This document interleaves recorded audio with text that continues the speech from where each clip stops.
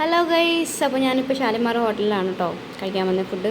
അങ്ങനെ വിശന്നിരിക്കുമ്പോൾ കഴിക്കാൻ വേണ്ടി പോയി. അപ്പം ഞങ്ങൾ നേരെ ഹോട്ടലിനകത്ത് കയറി രണ്ട് ബിരിയാണി ഓർഡർ ചെയ്തു. ഞാനിങ്ങനെ വീഡിയോ എടുക്കുമ്പോൾ കെട്ടിയാൽ പറയാം, നീ എന്തും അടി കാണിക്കണം എന്നൊക്കെ പറഞ്ഞ് എന്നോടിങ്ങനെ പറയുക. ഞാൻ ഓർഡർ ചെയ്തപ്പോൾ 2 പ്ലേറ്റ് ആദ്യം കൊണ്ടുവച്ചു. പ്ലേറ്റ് ഇങ്ങനെ നോക്കിയിരുന്നപ്പം ചർലാസും നമ്മുടെ അച്ചാറും കൊണ്ടുവന്നു. അതിനിടയ്ക്ക് ഞാനും കൂടി ഒന്ന് നക്കി അത് തിന്നുക. അവൻ നിന്ന് കണ്ടിട്ട് കൊതിയായിട്ട്. അത് കഴിഞ്ഞിട്ട് ഞങ്ങളിങ്ങനെ വെയിറ്റ് ചെയ്യുക ബിരിയാണിക്ക് വേണ്ടിയിട്ട്. നിങ്ങൾ പുറത്ത് കണ്ടില്ലേ, അതൊക്കെ ഈ എന്താ പറയുക, നമ്മുടെ പഴം നിറച്ചത്, കൽത്തപ്പം, അങ്ങനത്തെ നാടൻ കാഞ്ഞങ്ങാട് നമ്മുടെ കാസർഗോഡ് സ്ഥലത്ത് കിട്ടുന്ന സംഭവമാണ് കേട്ടോ.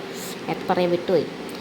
അങ്ങനെ ഞാൻ അച്ചാർ ബിരിയാണി വരെ ലേറ്റായപ്പോൾ ഞാൻ അച്ചാർ ഇങ്ങനെയൊക്കെ നക്കി അവസാനം കാത്ത് ബിരിയാണി എത്തി. അവിടെ വെക്കട്ടെ. കണ്ടോ ബിരിയാണി കണ്ടോ?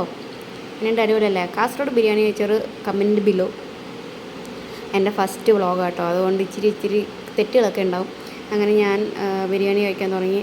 കണ്ടില്ലേ എന്നാ സോഫ്റ്റാണ് മറ്റേ ഇറച്ചിയൊക്കെ.